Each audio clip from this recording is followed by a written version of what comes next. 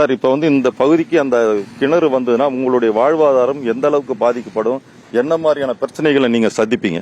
இந்த இந்த கிணறு இங்க வந்துச்சுனாக்கா நிறைய மீன்கள் உயிரினங்க சாகும். அடுத்து தொழிலுக்கு நாங்கள் போக முடியாது.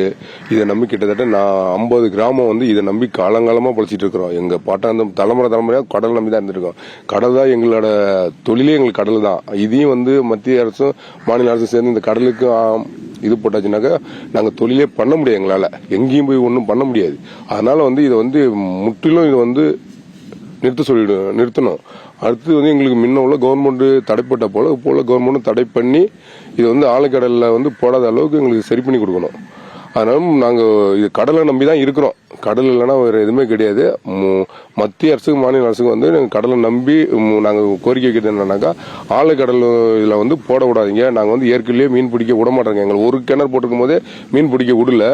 4 கிணறு போட்டாக்கா நாங்க எங்க தான் போறது? எங்களுக்கு ஒன்றும் வழியே கிடையாது. எல்லாம் உயிரோட சாவ வேண்டிதான். அதோட நீங்க இங்க கிணறு போட்டினாங்க 48 கிராமம் சாவ வேண்டியதான். வேற வழியே இல்லை எங்களுக்கு. வேற என்ன எங்களுக்கு தொழில் இருக்கு? உங்களாட்டம் மேல அந்த இடம் இந்த இடம் அந்த பிளாட் இந்த பிளாட் வச்சு எதுவுமே கிடையாது. கடலை நம்பி தான் நாங்க இருக்கிறோம். இந்த கடலை மட்டும் இந்த கடலை எதுவுமே பண்ணிடாதீங்க. இந்த கடலை எங்க பாட்டா தலைமுறையா வச்சிருந்த சொத்து இது மட்டும்தான். இதை அழிச்சிடாதீங்க. இதை மட்டும் மத்திய அரசு மாநில அரசு நாங்க விரும்பிக் கொள்கிறோம். இந்த ஹைட்ரோ கார்பன் திட்டம் என்பது பார்த்தீங்கன்னா 2017 போடப்பட்டது. இந்த 2017 போடப்படக்கூடிய ஹைட்ரோ கார்பனை எதிர்த்து நாங்கள் போராட்டம் பண்ணி பரங்கிப்பேட்டையில் போடாத அளவுக்கு இதை எதிர்ப்பு செஞ்சு தடுத்தோம். இப்போ இது ஹைட்ரோ கார்பன் சாகர்மாலா திட்டம். இந்த சாகர்மாலா திட்டத்தின் மூலமா இப்போ கடல் பரங்கிப்பேட்டை சுற்றி உள்ள 4 கிணறுகள் போடப்படுவதாக சொல்லியிருக்காங்க. இந்த கிணறு போட்டால் என்ன ஆகுன்னு கேட்டீங்கன்னா, பரங்கிப்பேட்டை சுற்றுவட்டால் உள்ள அனைத்து கிராம வாழ்வாதாரமும் இந்த இதால ஏகப்பட்ட இழப்பு ஏற்படும். அது மீனவர்களுக்கு முக்கியமாக என்ன கேட்டீங்கன்னா, உள்ள கடலில் பார்த்தீங்கன்னா போட்டாங்கன்னா மீன் வாழ்வாதாரமே சுத்தமாக பாதிக்கப்படும். இதை வறுமையாக கண்டிச்சு தடுக்கணும்.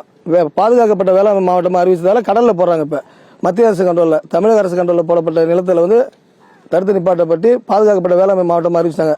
இப்போ கடலில் போறாங்க. அதை தடுக்கணும் அவசியமா. தடுத்தாதான் இது நல்லா இருக்கும். என்னென்ன மாதிரியான திட்டங்கள் வந்தா என்னென்ன மாதிரியான பாதிப்புகள் ஏற்படும் பரங்கிப்பேட்டைக்கு? இதுல சுத்தமா ஃபர்ஸ்ட் பாத்தீங்கன்னா நிலத்தடி நீர் வாழ்வாதாரத்துக்கு உள்ளது குடிநீர் போகும்.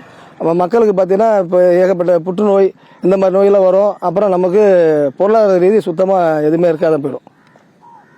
இது மாதிரி பார்த்தீங்கன்னா பக்கத்தில் இப்போ பவர் பிளான்ட் ஒன்று போட்டுருக்காங்க. இது நமக்கு முன் உதாரணம். இப்போ இந்த பவர் பிளான்ட்ல எவ்வளோ நமக்கு பாதிப்பு இருக்குன்னு பாருங்க. அந்த அந்த கொட்டுற கரியெல்லாம் பார்த்தா பட்டு மக்களுக்கு ஊறப்பட்ட பாதிப்பு ஏற்படுது. அதால புற்றுநோய் வருது. இப்போ அந்த மாதிரி தான் இப்போ பரங்கிப்பேட்டையில் ஏற்பட்ட பேர் சாவுறாங்க. பார்த்தீங்கன்னா அந்த புற்றுநோயெல்லாம் செத்துட்டு இருக்காங்க. அந்த புதுகுப்புன்ற கிராமத்தில் பார்த்தீங்கன்னா ரொம்ப அந்த ஊரில் இருக்கவும் முடியல. அந்த கறி பட்டு சாப்பிட கூட முடியல அவங்களால. வெறும் கறி தூளா இருக்கு. அந்த இதை தடுத்து நிப்பாட்டணும் கேட்கிறோம்.